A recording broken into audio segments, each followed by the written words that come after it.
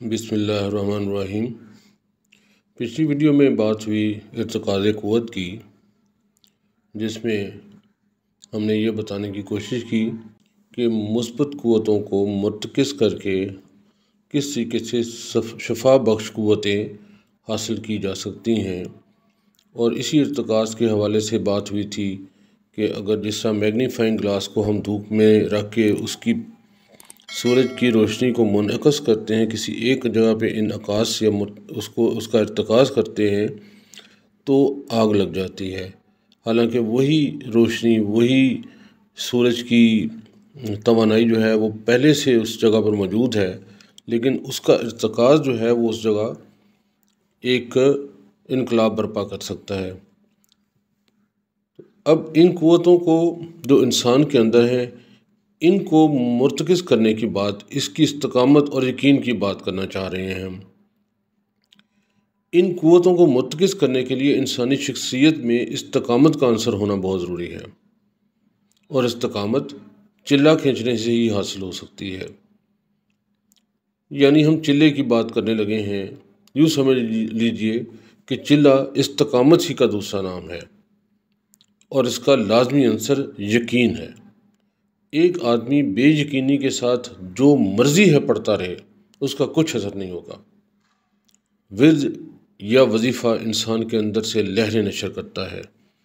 یہ لہریں اپنے مطلوبہ ہدف پر پہنچ کر اپنے اثرات دکھاتی ہیں۔ ریڈیائی مواصلات کا بنیادی اصول آپ نے دیکھا ہوگا، جیسے ریڈیو ہے، بلکہ شرط اولین یہی ہے کہ نشر کرنے والی مشین یعنی ٹرانسمیٹر بہت طاقتور ہونا چاہیے، وصول کرنے والی مشین بھی طاقتور ہو، اور دونوں ایک ہی فریکوینسی پر کام کر رہی ہوں، تو نشر کرنے والی لہریں پوری قوت سے نشر ہوتی ہیں اور خاص طور پر خاطر خواہ اثر دکھاتی ہیں۔ اس سارے عمل میں بنیادی حیثیت کس چیز کی ہے؟ یقین کی۔ اگر یقین نہ ہو تو ٹرانسمیٹر میں قوت پیدا نہیں ہو سکتی۔ ایسے عالم میں انسانی جسم ورد، وظیفے یا مواصلاتی لہریں نشر تو کرتا ہے، لیکن ٹرانسمیٹر کی کمزوری کی وجہ سے وہ لہریں ہوا کے دوش پر سفر نہیں کر سکتی۔ لیکن اگر ٹرانسمیٹر طاقتور ہو تو اس سے نشر ہونے والی لہریں بھی طاقتور ہوں گی۔ یہ لہریں اتنی طاقت رکھتی ہیں کہ 10,000 میل دور بیٹھے ہوئے شخص کو بھی شفا یاب کر سکتی ہیں۔ یوں سمجھ لیں کہ جتنا یقین راسخ اور غیر متزلزل ہوگا، ورد، وظیفے یا ان لہروں کا دائرہ اثر بھی اتنا ہی وسیع ہوگا۔ یقین کے ساتھ ان الفاظ کی قوت بھی اس مواصلاتی عمل میں شامل ہو جاتی ہے جو ورد وظیفے میں بار بار پڑھے جاتے ہیں۔ ایک بات آپ یاد رکھیے کہ لفظ بے جان نہیں ہوتے، بلکہ اگر اس کو یقین کے ساتھ دہرایا جائے تو اس کا بھی ایک اثر ہوتا ہے۔ اس پہ بڑی لمبی بحث کی جا سکتی ہے، اگر آپ چاہیں گے تو میں کروں گا۔ بہرحال میں یہ بات کر رہا تھا کہ اگر الفاظ کو یقین کے ساتھ دہرایا جائے تو اس کا بھی ایک اثر ہوتا ہے، اور خاص طور پر جب الفاظ قرآن پاک کی آیت کا ہو تو اس کا اثر معجزاتی ہوتا ہے۔ لیکن میں پھر کہوں گا کہ اس سارے نسخے کا جزو اعظم یقین ہے۔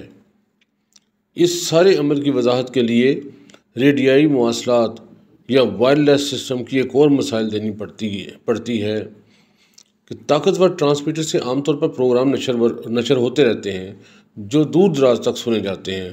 اگر مواصلاتی عمل کے دوران یا ٹرانسمیٹر اور ریسیور کے درمیان کسی بھی مقام پر معمولی سا بھی خلل واقع ہو جائے تو رابطہ منقطع ہو جاتا ہے، چاہے باقی سارا نظام صحیح کیوں نہ چل رہا ہو۔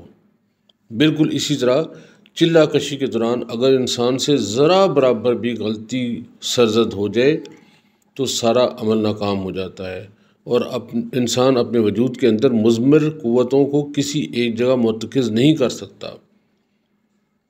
لیکن اگر یقین کامل ہو تو پھر کسی بھی گڑبڑ کا امکان باقی نہیں رہتا۔ یقین ہی کے بارے میں حدیث نبوی بھی ہے کہ ایمان یقین ہی کا دوسرا نام ہے۔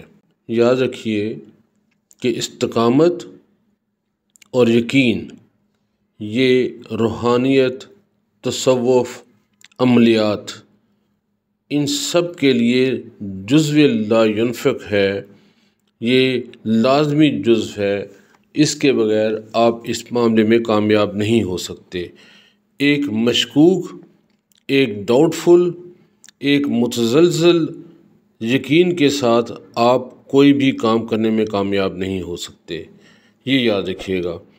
اگلی ویڈیو میں ہم تھوڑا سا ذکر کریں گے کہ یہ یقین کی بھی کچھ منازل ہوتی ہیں یا اقسام ہوتی ہیں یا کیفیتیں ہوتی ہیں، وہ کیا ہیں۔ دیجیے، اللہ حافظ۔